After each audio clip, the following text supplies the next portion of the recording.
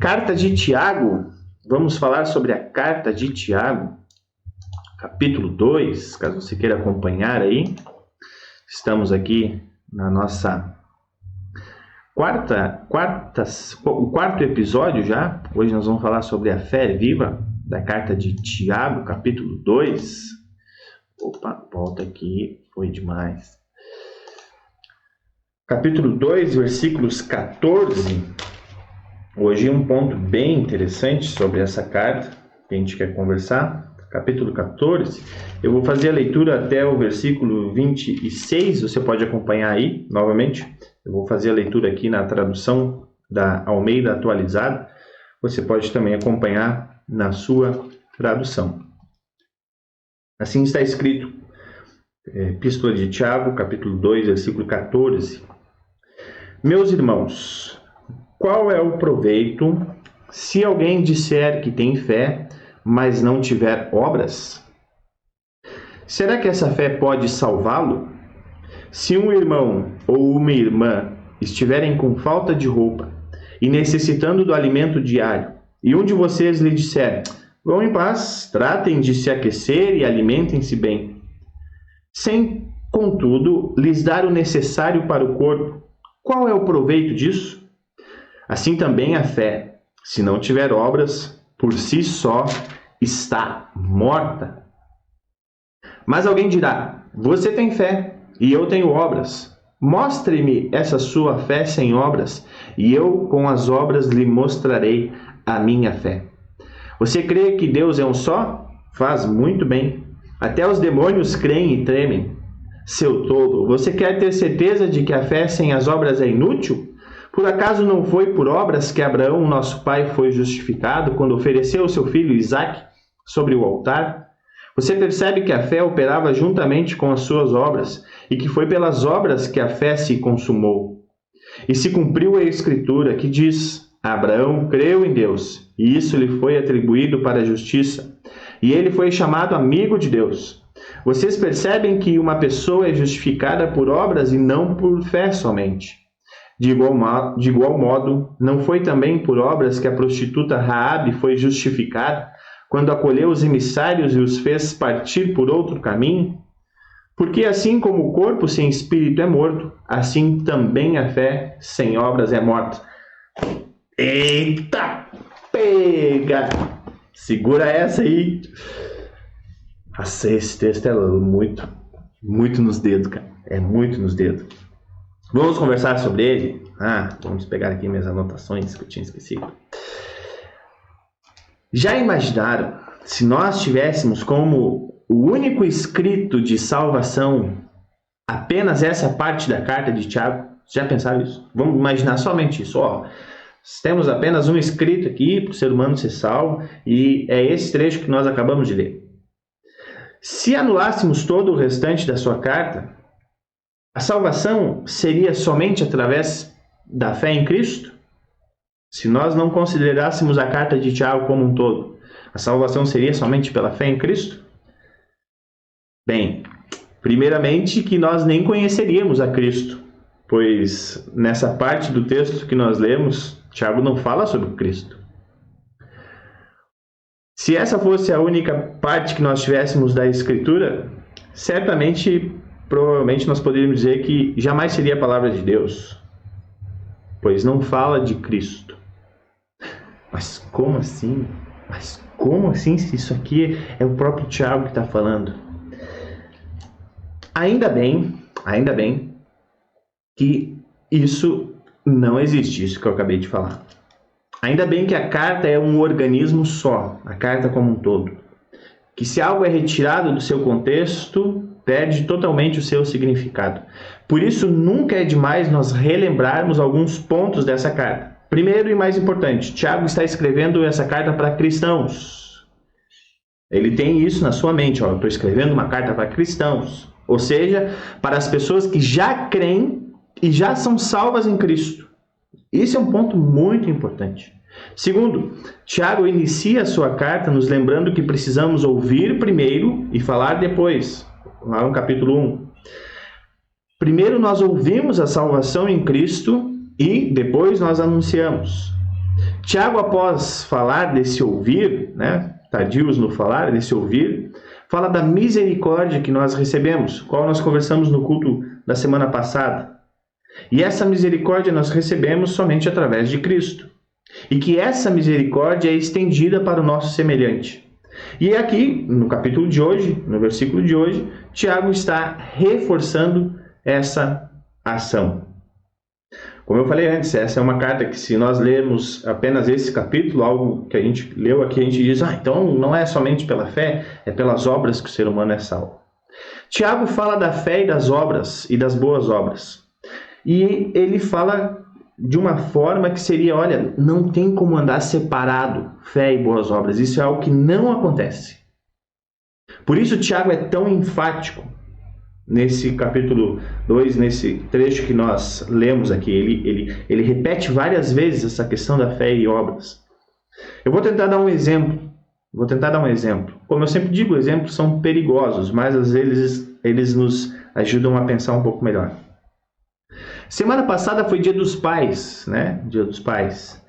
Imaginem um pai que escreveu um textão no Facebook ou colocou fotos de amor em seu Instagram, né? Recebendo dizeres e dizendo eu te amo para o seu filho nas redes sociais.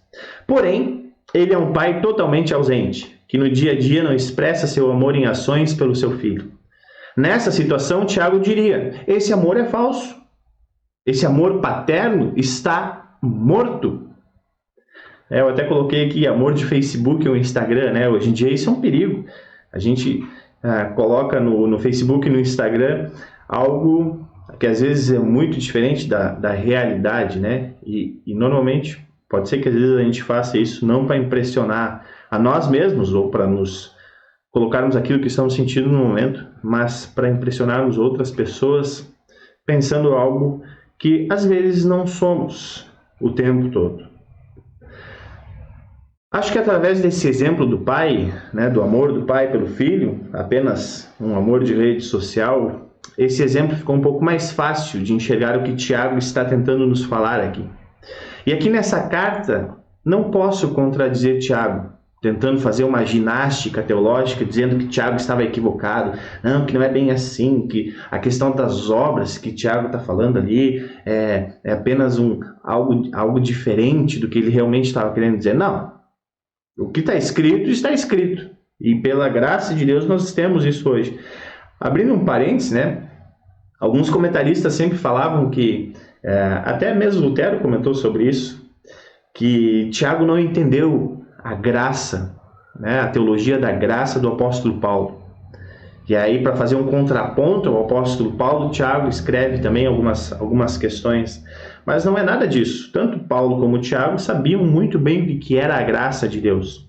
E Tiago aqui está nos explicando o que é essa graça, como viver essa graça. Aqui não tem nada de contraditório a nenhuma parte da Bíblia. Não tem nada de contraditório àquilo que Cristo fez por nós. Lembrando, Tiago está falando para cristãos aqui. Pessoas que já estão salvas, pessoas que já estão na fé. E se nós lermos essa carta de Tiago como um conselho para não cairmos da fé, como um conselho para que a nossa fé não fique morta, ao ponto de nós crermos mais naquilo que nós somos capazes de fazer e não crermos naquilo que Cristo é, Tiago está nos alertando. Olha, cuidem bem disso. Tiago, aqui nessa carta, como eu falei, ele não está se contradizendo. Por isso que eu falei lá no nosso capítulo 1, né, da nossa série de cultos, por isso eu disse que essa carta ela é muito desconfortável, principalmente para os luteranos, né? Ela fala de boas obras, e aí quando a gente escuta boas obras, a gente diz, isso aí é coisa de católico, isso aí é coisa de legalista, né? Porém, essa carta desconfortável pode ser que tenha sido uma intenção de Tiago. E quando a gente lê a carta como um todo, ele fica dando essas alfinetadas para nos tirar da zona de conforto. E são alfinetadas muito bem colocadas na cara, né? Ele não fala entre linhas, ele é direto. E precisa ser, às vezes precisa ser. Pois ela é uma carta para os cristãos, como eu falei antes. Os cristãos já vivem no maior conforto que alguém pode receber, a salvação em Cristo. Os cristãos já sabem disso. E sabendo disso, Tiago não está mais preocupado com a salvação dos cristãos, mas sim preocupado com a salvação dos não cristãos. É isso que Tiago está preocupado nessa carta. E a ênfase dele em fé e obras é totalmente saudável, sincera e correta também. O que adianta o cristão falar que ama o seu próximo, mas diz no versículo 16: vão em paz e tratem de se aquecer e de se alimentar bem. Pode ser que nós cristãos temos pensado, dito ou agido dessa forma inúmeras vezes. Às vezes no automático, sem pensar. Às vezes de caso pensado. Um dos testemunhos do pecado na nossa vida se chama egoísmo, falta de empatia, autojustiça. E só fazendo um parênteses, quando eu estou falando isso aqui, gente, sempre lembrem que o pastor, quando ele fala isso, ele também fala para si próprio. Né?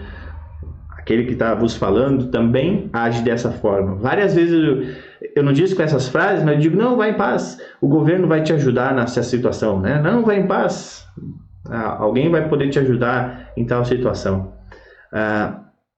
Um dos testemunhos, como eu disse, do pecado na nossa vida é essa falta de empatia, né? E até mesmo esse medo de ajudar os outros. Infelizmente, isso é normal, isso é algo que está dentro do ser humano. E isso é algo que não podemos justificar com palavras que enganem o nosso coração. Nós não podemos tentar dizer, mas não consegui fazer tal coisa, tal dia, porque eu tinha um outro compromisso. Né? Não consegui fazer aquilo, participar daquele evento lá que teve na igreja ou alguma coisa assim, porque era tantas outras coisas, né? Sabe como é que é o dia corrido hoje, né? Vamos assumir, né? Eu também já falei várias, não vou lá hoje porque, cara, hoje eu tô de saco cheio, tô meio de cabeça cheia, não vou ir. E aí, para nos justificar, a gente usa alguns argumentos que a gente diz, tá bom, acho que esse argumento tá bom para minha justificação, né? Para aquilo que eu não fiz. Bom, isso engana o nosso coração, engana a nossa consciência, e a gente precisa assumir esse erro, dizer, né? Olha, realmente eu não fiz porque eu não queria, né? Preguiça ou algo assim, egoísmo e tantas outras coisas que, infelizmente, são manifestações do pecado na nossa vida. Esse pecado que ainda temos, ele é usado pelo diabo para nos tentar e aos poucos ir matando a nossa fé, até chegarmos ao ponto de só falarmos que cremos em Deus, mas em nosso coração cremos apenas em nós mesmos. Esse é o perigo que Tiago está nos alertando nessa carta. Outro exemplo, dentro desse versículo aqui 16 que Tiago nos colocou, um exemplo trazendo para o nosso cotidiano, né? Se uma filha ou um filho chega para sua mãe ou seu pai e diz, estou com fome e frio, será que nós responderíamos, vá em paz e trate de se aquecer e de se alimentar bem? Será que a gente faria isso para o nosso filho, nossa filha? Óbvio que não. Nós não fazemos isso nem com os cachorros de rua, imagina se faríamos isso com os nossos filhos. Quando Jesus nos dá a fé, Ele a nos dá através do Espírito Santo que está em nós. Essa fé que recebemos do próprio Deus nos faz olhar para Cristo e ver o que Ele fez por mim. E quando eu falo por mim, eu falo por mim, por você, por cada um de nós. Em Cristo nós recebemos a salvação, não pelo que nós fazemos, mas pelo que Cristo fez. Essa salvação nos é dada gratuitamente pelo preço mais alto que alguém pode pagar. Não é uma graça barata, é um sacrifício extremamente caro para Deus, mas que Ele nos oferece gratuitamente. Tiago está tentando nos ajudar a não desvalorizarmos esse preço pago por Deus.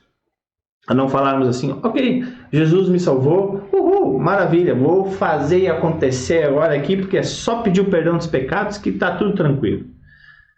Tiago está nos ensinando o contrário, olha, não desvalorizem esse preço que foi pago por Deus. Ele está nos ensinando a não transformarmos a graça gratuita de Deus para nós em uma graça sem valor. É muito diferente. uma graça de graça, né, a salvação de graça, do que uma graça sem valor. Às vezes a gente pode transformar aquilo que Cristo fez por nós sem valor algum, que a gente pode usar quando bem a gente entender.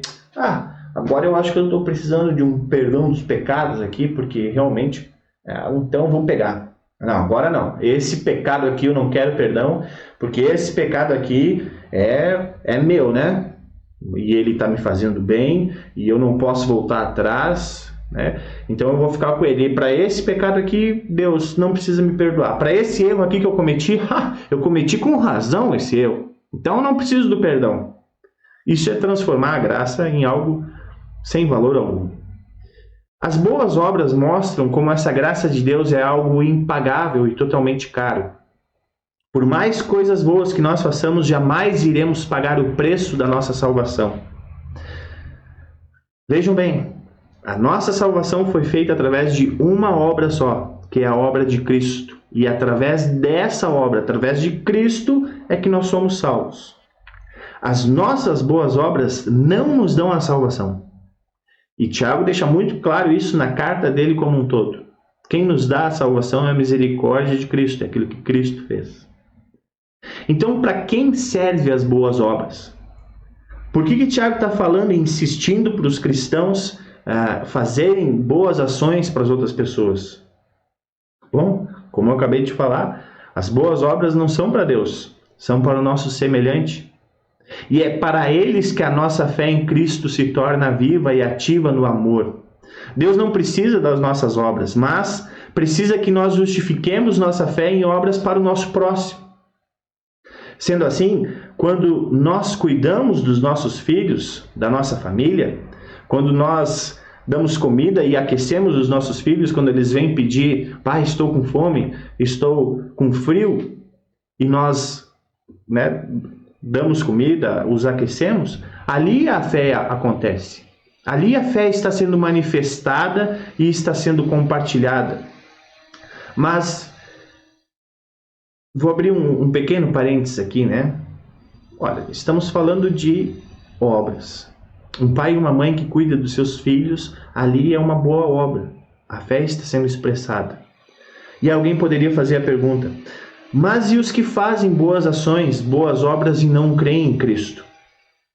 Eles serão salvos por essas boas obras? Por que Tiago fala que somente a fé em Cristo é que faz a obra viva? Bom, ninguém vai ser salvo por fazer boas obras, como a gente já cansou de falar, e sempre nos retornamos a esse assunto. A diferença entre uma boa ação de um cristão e um não cristão é dizer que aquilo que estamos fazendo não parte de nós, mas do próprio Deus, que através dessa ação quer revelar a principal obra do mundo, a salvação de Cristo para todas as pessoas. Vamos voltar ao exemplo do filho e da filha. Um pai e uma mãe cristãos e um pai e uma mãe não cristãos. Os dois podem amar da mesma forma, da mesma intensidade os seus filhos. O pai e a mãe cristão vão falar, olha, eu só amo os meus filhos porque Cristo me amou primeiro. E os pais não cristãos podem falar que amam seus filhos porque é algo que vem deles, que é um sentimento maravilhoso que eles têm. Os cristãos vão dizer, não, isso é Deus que dá. Tanto para mim, que sou cristão, como para o não cristão. A diferença está que o cristão vai dizer que é de Deus e o não cristão vai dizer que é de qualquer outra coisa, menos de Cristo ou menos de Deus. Entenderam a questão da diferença das boas obras entre cristãos e não cristãos? É Cristo. Essa é a única diferença que existe. E aqui eu vou colocar um exemplo para ficar mais evidente, um exemplo histórico dessa questão das atitudes dos cristãos pela fé em Cristo e nas suas boas obras. Um exemplo antigo, o imperador Juliano iniciou uma campanha no Império Romano para revitalizar o paganismo em 362 d.C. Percebeu que para fazer isso teria que mostrar a mesma benevolência que os cristãos praticavam. Em uma carta escrita para um sacerdote importante, comentou, um sacerdote pagão, ou seja, um sacerdote que não cria em Cristo, em Deus. Ele comentou o seguinte, o imperador Juliano: penso que quando os pobres, por acaso, foram negligenciados e esquecidos pelos sacerdotes, Os impiedosos galileus notaram isso e eles mesmos se devotaram à benevolência. Sustentam não apenas seus próprios pobres, mas os nossos também. Todo mundo pode perceber que nosso povo carece de ajuda da nossa parte. Isso foi um testemunho de um não cristão, né, no ano 362 depois de Cristo, falando sobre as boas obras que os cristãos estavam fazendo. E ele chega a essa conclusão: poxa, olha o que eles fazem. Eles fazem algo maior, eles fazem algo além do que a nossa própria crença ensina. Eles cuidam não só dos pobres deles, mas também dos nossos.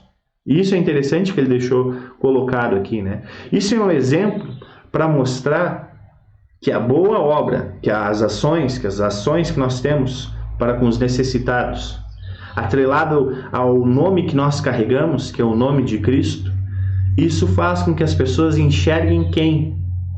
Aquele que nos motiva a fazer isso, o próprio Cristo. Aquele que nos motiva a sermos e agirmos dessa forma. As boas obras dos cristãos em Roma eram o seu carro-chefe no anúncio da salvação de Cristo. Primeiro eles ajudavam os necessitados e a partir disso eles falavam de Cristo. Como eu disse antes, o cristão faz boas ações não unicamente para se sentir bem, ou ao acalmar a sua consciência, ou ganhar pontos com Deus. O cristão faz coisas boas, pois unicamente é a fé que o faz agir assim. Até é interessante, né, quando eu coloquei aqui que o cristão faz as boas ações, as boas obras, não para unicamente se sentir bem. E aqui é interessante. Normalmente, as boas obras, as ações que a gente tem para ajudar os necessitados, elas não são boas de se fazer. Né? Elas são desafiadoras. Elas nos dizem assim: poxa, para ajudar aquele cara agora eu vou ter que tirar um tempo da minha agenda. Poxa, eu queria olhar a série hoje de noite, mas eu vou ter que ir lá escutar o cara conversar, né? Falar da sua tristeza. Poxa, eu queria aqui hoje jogar bola de tarde, mas o pastor inventou um negócio lá na igreja para a gente arrecadar fundos para uma outra coisa. Né? E assim tantas outras coisas. E eu tô falando isso por experiência própria. É difícil, cara. É difícil. Às vezes, de manhã, eu vou confessar aqui, né? Pecados a gente precisa confessar. Toda sexta-feira eu vou lá na Casa Boas Novas às 6 da manhã. Cara, às vezes tem dias que eu digo assim: cara, hoje eu não quero ir. Cara, tá muito bom essa cama aqui, velho. E aí, claro, depois que a gente vai, eu sempre falo com a Patrícia, né? Pô, a gente volta renovado, né? Aí a gente pode sentir um pouquinho de egoísmo, de dizer, poxa, ir lá conversar com as pessoas, né? Levar alimento ou ajudar quem está precisando, isso acaba nos ajudando. Mas o início de se fazer não é fácil. Não é algo que é tipo, né? Vamos fazer algo assim. É algo que às vezes a gente precisa ser desafiado a fazer. E Lutero vai nos falar isso. Vejam só, Lutero vai nos dizer isso. Lutero é quase parecido com o Tiago, né? Ele dá nos dedos. Então não se sintam ofendidos aqui. Caso vocês se sintam ofendidos, converse com Lutero quando vocês encontrarem ele na vida eterna. Ele vai dizer o seguinte sobre esse texto aqui de Tiago. Ou essa fé que nós temos em Cristo, é uma ativa, viva, operante, coisa poderosa, ou ela não existe. É impossível para ela, a fé, não fazer coisas boas incessantemente. Ela não pergunta se boas ações devem ser feitas. Quem não faz tais obras, porém, é um não crente. Ele procura e busca fé em boas obras, mas não sabe nem o que é a fé, nem o que são as boas obras. Mas fala muito sobre fé e boas obras. Lutero seria cancelado hoje em dia, né? Lutero seria cancelado pela internet hoje em dia por falar isso aí, né? Cara, é muito forte. Vamos ao ponto. A fé que nós temos em Cristo, ela é pura, é santa, porque não é nossa, é Deus que nos dá. Essa fé, ela só produz boas ações o tempo inteiro. Por isso que quando nós amamos o nosso filho, quando nós amamos os nossos pais, como nós cuidamos do meio ambiente, quando nós fazemos todas as coisas boas nesse mundo, é porque é essa fé que Deus nos está dando que está fazendo isso. Aquilo que Deus nos deu. Porém, quando nós não fazemos, é o pecado se manifestando. Por isso que nós pedimos sempre perdão para Deus, pelas coisas que nós fizemos e pelas coisas que nós não fizemos. Por isso que nós pedimos que Deus nos capacite a enfrentar, a lutar esse nosso velho ser humano que ainda habita em nós, esse ser humano pecador, que por muitas vezes tenta justificar as más ações, dizendo que fez algo ruim porque foi provocado, dizendo que fez algo ruim porque ele estava com a razão, dizendo que fez algo ruim porque as pessoas precisam ter méritos e a gente não precisa ficar dando tudo o tempo todo. E essas ações que a gente faz são coisas que o pecado faz. Por isso que o Lutero é tão enfático. A fé, ela é acompanhada por boas ações. Por fim, lembrem sempre dessa carta de Tiago. A salvação já é nossa através de Cristo e nada fazemos para ter essa salvação. As boas obras nós a fazemos para a salvação de outras pessoas. Por isso nós podemos concordar com Tiago. A fé sem obras é morta. E sabendo disso, eu posso dizer para cada um de vocês: alegrem-se, pois vocês já têm uma fé viva. Jamais deixem ela morrer. Né? Por muitos que eu conheço aqui da nossa congregação, eu posso dizer, poxa, esse pessoal tem uma fé viva. Tem uma fé viva. Pode ser que às vezes ela está um pouco escondidinha, mas ela está lá. Porque vocês ajudam muitas pessoas, seus familiares, pessoas que estão precisando. Vocês já foram ajudados também por inúmeras pessoas. O incentivo de Tiago aqui é nos mostrar isso. Gente, vocês têm o maior tesouro do mundo. Não enterrem esse tesouro, compartilhem ele. Usem esse tesouro, usem esse alto preço que foi pago por cada um de vocês, para que através das suas boas ações, que é o próprio Deus que faz isso, que vocês possam falar de Cristo. Então, quando a gente às vezes está meio desmotivado para ajudar alguém, quando a gente às vezes está meio desmotivado para entrar num projeto, seja uma ONG, cristão ou não cristão, mas qualquer coisa desse aspecto, quando a gente fica meio desmotivado, nós lembremos, poxa, eu já tenho a salvação, rapaz, o que eu quero mais? E quando eu for, Deus está indo junto comigo. Ele que vai me dar força, vai me dar condições. E algo que eu posso afirmar para vocês, e isso é fantástico, é sensacional.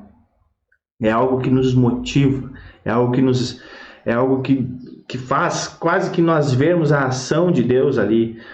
Como eu sempre digo, uma das coisas mais fantásticas do mundo é quando uma pessoa não crê em Deus e diz que crê.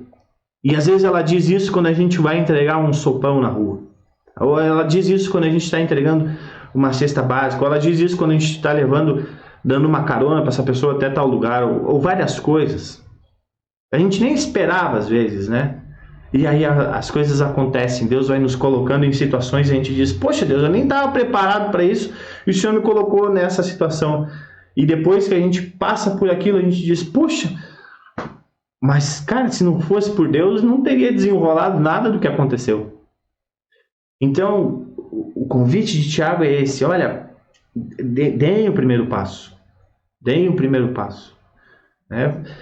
Perguntem, pastor, o que a gente pode se envolver aqui? Olha, eu conheço uma ONG lá, posso trabalhar lá? Vamos trabalhar? Vai, ajuda, faz alguma coisa, né? Não fique esperando o pastor, vamos agora formar um grupo de ação social. Não, vamos fazer, não. Isso pode partir de cada um de nós. Pode partir de cada um de nós.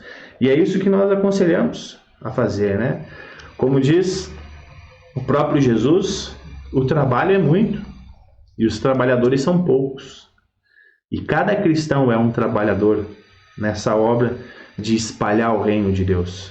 Fica o convite, você que já está salvo, você que está feliz porque seus pecados foram perdoados, estenda isso a mais pessoas através de uma ação, através da fala, através do compartilhar. Em nome do nosso Cristo vivo,